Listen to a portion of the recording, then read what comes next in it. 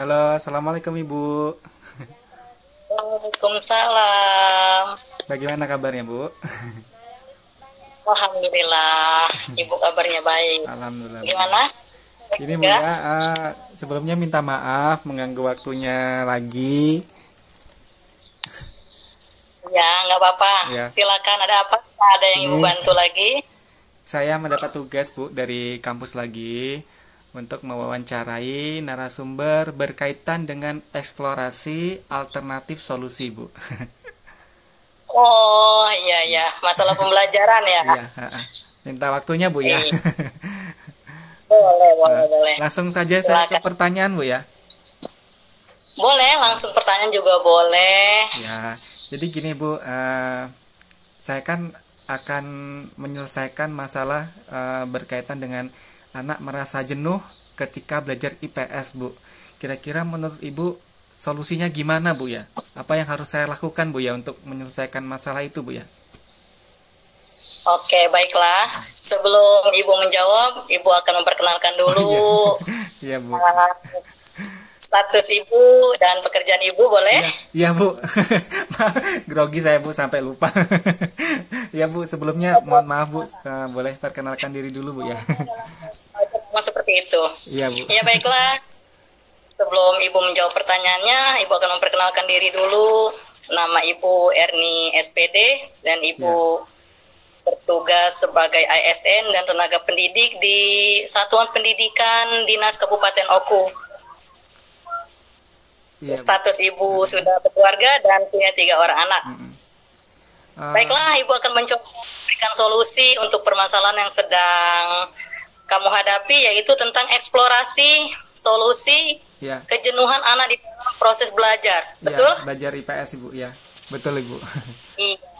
Biasanya kelas itu jadi membosankan dan anak-anak jenuh dan merasa tidak tertarik untuk mengikuti proses belajar yang kita sajikan.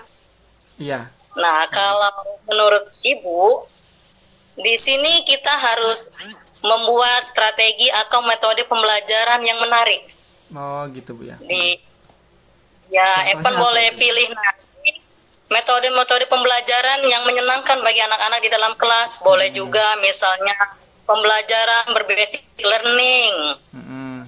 atau gunakan PBL dan metode-metode yang menggunakan gambar.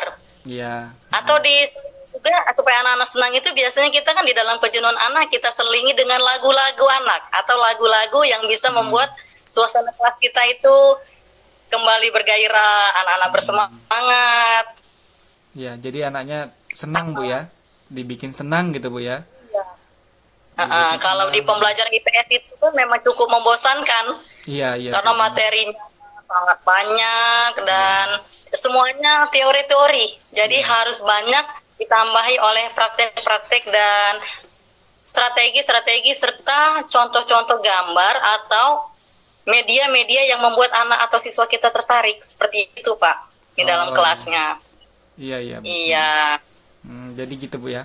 Jadi saya nanti ini Bu ya, mungkin bisa menggunakan metode atau mode pembelajaran kayak PBL gitu Bu ya, PBJL gitu ya Bu ya. Oh, Terus nanti ah, di dalam pembelajaran nanti kita pakai lagu-lagu gitu Bu ya.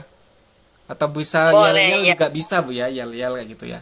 Untuk membangkitkan Iya, gitu ya. karena kan Iya. suasana belajar itu harus kita hidupkan di dalam kelas Iya, supaya anak tidak bosan dan tidak jenuh, ya kan? iya, iya Bu, betul. Nah, anak biasanya suka lagu-lagu, nyanyi. Iya, iya.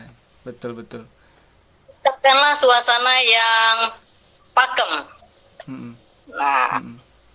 pakem itu kan efektif, asik dan menyenangkan. Oh iya, Pembelajaran yang menyenangkan bagi anak. Ya, iya, iya. Oh iya Bu. Nah terus ada lagi yang bisa eh, terus dibantu selanjutnya tentang Bu. eksplorasi ini. Selanjutnya saya kan yang kedua ini Bu ingin menyelesaikan permasalahan di sekolah itu guru tidak menerapkan TIK dalam pembelajaran Bu. Kira-kira gimana Bu solusinya? Oh iya, Nah, kan kurangnya pengetahuan.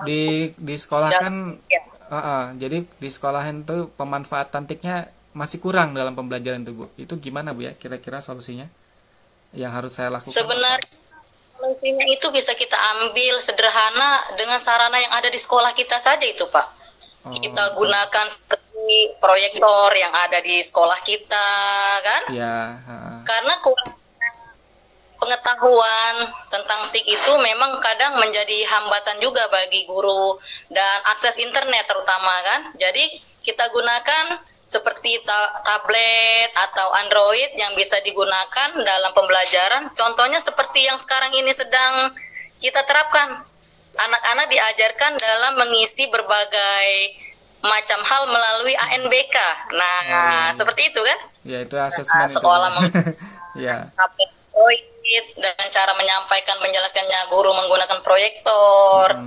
Saya rasa solusi itu cukup sederhana dan tidak memakan waktu yang sangat lama. Iya, itu terus laptop yang untuk ANBK itu juga bisa digunakan itu Bu ya sebenarnya ya. Iya, itu kan bisa itu. Boleh kan Bu? Nggak hanya untuk ANBK saja itu kan Bu? Untuk pembelajaran boleh kan Bu itu digunakan? Pembelajaran misalnya ada materi-materi yang bisa disajikan dengan proyektor. Misalnya kita menyajikan pembelajaran IPA, IPS atau banyak gambar-gambar atau materi-materi kita sampaikan, kita gunakan supaya anak fokus dan tertarik melihat. Biasanya kan anak-anak itu pada audio visual itu akan lebih menarik proses belajar daripada guru yang cuma diam menggunakan pena dan kertas atau spidol, betul kan? Iya betul Bu. Biasanya tuh anak lebih ini Bu ya, apa? Ingatannya tuh lebih lama gitu Bu ya, lebih bermakna gitu mungkin Bu ya. Karena dia melihat langsung betul. Kan, kalau menggunakan media itu kan. Kalau media dan strategi yang digunakan oleh guru itu tepat, pencapaian hasil belajarnya pun bisa maksimal itu Pak. Iya. Berarti untuk yang masalah ini mungkin solusinya itu yang pertama nanti saya bisa gunakan proyektor Bu ya yang ada di sekolah. Kemudian nanti kalau misalnya memungkinkan bisa menggunakan yang itu apa laptop Chromebook itu, terus bisa juga pakai yang di sekolah kan ada tablet Android itu Bu ya, itu juga mungkin bisa Bu ya dipakai Bu ya. Karena bisa kan itu sangat besar pengaruhnya dan sangat boleh dijadikan solusi dalam pembelajaran yang tidak menggunakan TIK itu boleh. Iya Bu. Baik Bu. Ya Bu, mungkin itu saja Bu yang ingin saya tanyakan. Sekali lagi mohon terima kasih atas waktunya dan saya minta maaf Bu kalau ada kata-kata saya yang kurang sopan, yang nggak pas, mohon maaf. Sama-sama. Semoga yang Ibu berikan solusi bermanfaat untuk pendidikannya dan akan datang dalam proses belajar mengajarnya.